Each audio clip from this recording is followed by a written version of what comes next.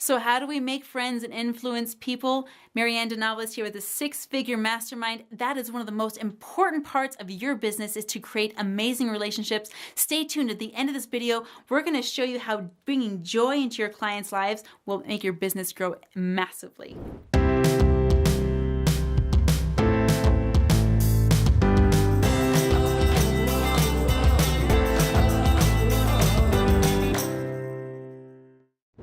Hey, today we're going to have a really cool conversation about how to make friends and influence people.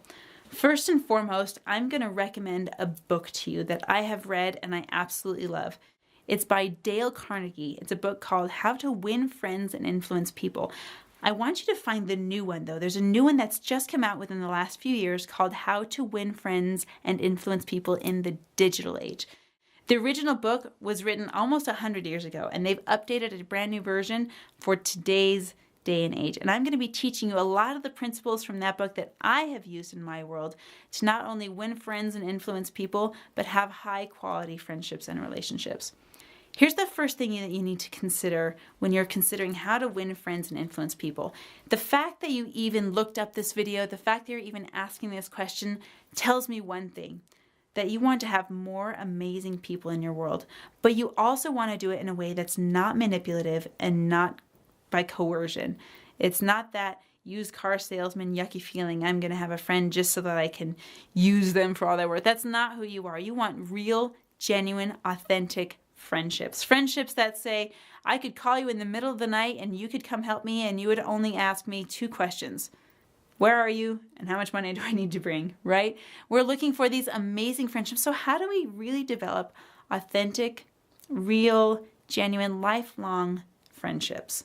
How do we influence people? How do we invite people and make strong invitations? Maybe you're in business. You're here at the 6-figure mastermind. We want to do business together, but relationships are the core of business. So let's find out how to win friends and influence people. The first thing that you need to consider when gathering your friendships, gathering your tribe, is to be who you are looking for. Be the kind of friend that you would like to have. Be considerate. Be thoughtful. Be a friend to you. And I know that could sound like, oh, cliche and oh, potpourri and oh, woo-woo, but really think about it. How many years have you been on this planet? How many years have you spent in your life creating those friendships? And how much of that time have you spent on cultivating a friendship with you? If you were your best friend, how would you treat yourself? If you were your best friend, would you go to a movie when you wanted to go to a movie? Would you get yourself the popcorn if you wanted to serve yourself as a nice gesture? Would you give yourself gifts? Do you like having friends that say nice things to you? Are you saying nice things to you? Are you your biggest cheerleader? You can only give what you have. You can't give what you don't have, which means you can only give the kind of friend that you are. You will only attract the kind of friend that you are. So first and foremost, be an amazing friend to yourself. Learn what friendship is by taking care of you. The second principle in maintaining amazing friendships and creating amazing friendships is to be authentic. You know, I have such an amazing friend. Her name is Jen Blosel. Maybe some of you have seen her on American Idol. She came over to my house a couple weeks ago. We've developed an amazing friendships. And one of the things I love most about Jen is that she is so authentic to who she is in her core.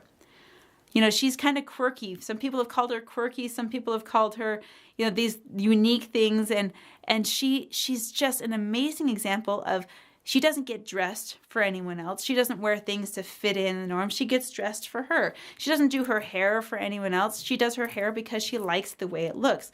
She is authentic to who she is. She knows that she doesn't report to anybody else. She doesn't report to other people for what makes her authentic to her. So let me just ask you, what makes you authentic to you? You know, think about the word authentic. Authentic means the real deal, the genuine article, the real authentic item. If you were to go to Washington, D.C., you'll go into one of the museums in the Smithsonian and you'll see the Declaration of Independence. If it's the authentic version, it means it was the first real document that was signed by the hands of our founding fathers. If you see the inauthentic version, you'll see a copycat. You'll see the inauthentic version that wasn't the piece of paper that the founding fathers signed, even though it looks so much like it. If you're inauthentic, it means it's not you. It means it's not your original flavor. It means it's not your original spice. No one can be who you are. And that sounds cliche, but it's actually true. No one can show up the way that you can. No one can think the way that you can. You've probably heard people say this before. Man, you're so unique. Man, how did you think of that? No one thought of that before. How did you put that together? What was your idea? What makes you authentic and unique? In fact, make a list. Make a list of what makes you unique and be authentic and true to that list. Even if it's things and ideals that you want to have in your life that you don't feel that you currently have. Maybe you want to show up in more alignment. Maybe you want to show up in more integrity. Maybe you want to be that kind of person. Maybe you want to be a dancer. Maybe you want to be a singer. Maybe you want to be an artist, but you don't feel like you are yet. If it's a desire of yours, that is a clue to your authentic self, and it's the permission for you to step fully into it. Another key to having amazing friendships is to speak highly of others, especially when you're not around them. When you're speaking highly of others, it will let people know how they can expect you to speak of them when you're not around. When you speak highly of others, it says that I see the best in others, which means, guess what? That I'm seeing the best in me. When you're speaking highly of others, it allows people to say, I'm comfortable with you. I can trust you with me. I can trust that I can make mistakes around you and you'll take good care of me and you'll have my best interest. You can let gossip be thrown away. You can let all this negative talk about people or family or relationships or coworkers or bosses, all of that gets to leave your life because I can guarantee that it's not helping you. Yeah, there's constructive feedback and there's what you'll hear is constructive criticism. I have different words for it, but that's only valid for the person who asks for it. I don't have constructive criticism or constructive feedback or negative feedback for anyone that didn't ask for it. All you get to do is show up as a positive influence in your world and the worlds of others. So speak kindly of people, especially when you're not around them, and speak kindly to them when you're with them as well.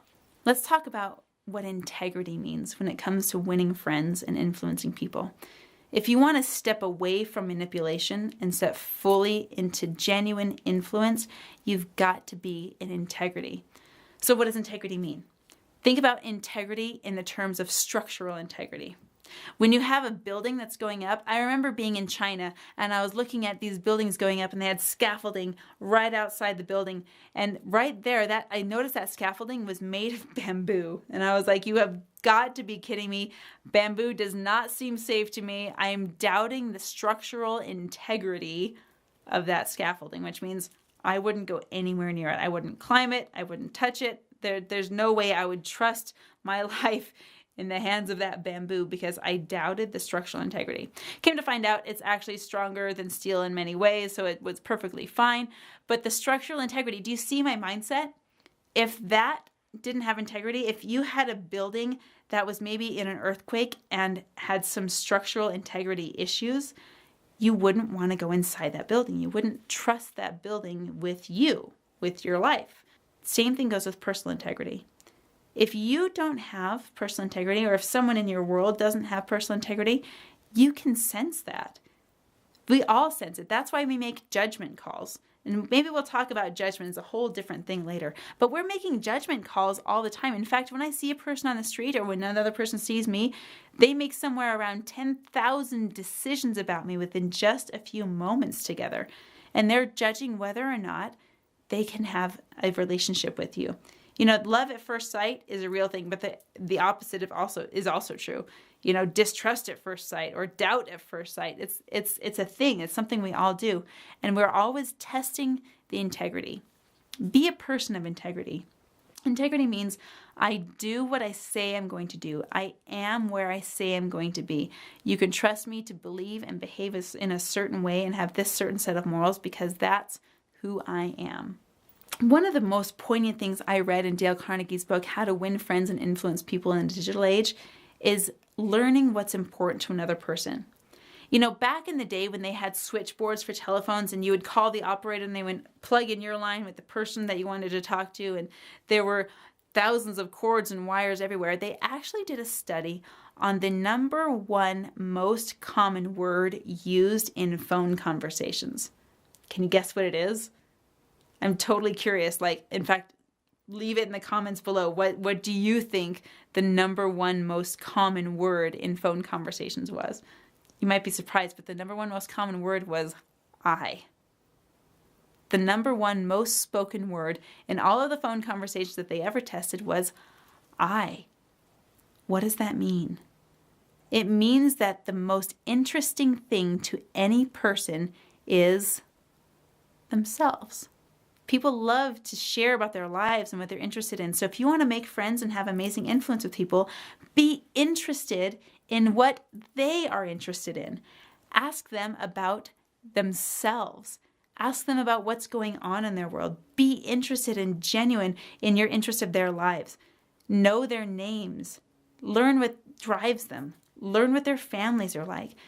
Be fascinated by their lives. And that will bring the two of you closer together because you have an interest in their interests. Here's your bonus piece for attracting amazing friendships and influencing people. Bring a smile to their face. If you go onto the Limitless TV channel, you'll see I made a video about the science behind a smile and the consequences of smiling. Smiling brings so much joy and euphoria. It actually has the same reaction in the brain as winning the lottery. Simply smiling has that effect on whoever you influence because you are bringing joy into their world. The number one most viewed video right here on YouTube, it's a video that makes you smile. It's a video of two little boys. Charlie bit my finger. It has taken the number one most popular video spot because it brings a smile to people's faces. In fact, there's movies and TV shows that are dedicated just to bringing a smile to your face. So be that person in people's lives. Be that person on social media. Be that person in the grocery store. Walk around with a smile on your face and infect others with the joy that you bring to this planet. Okay, so now it's time to actually go out there and do it. Start right now by commenting below. Bring some joy to my world. Make me smile, make me laugh. Leave me a comment below. I'll see you tomorrow.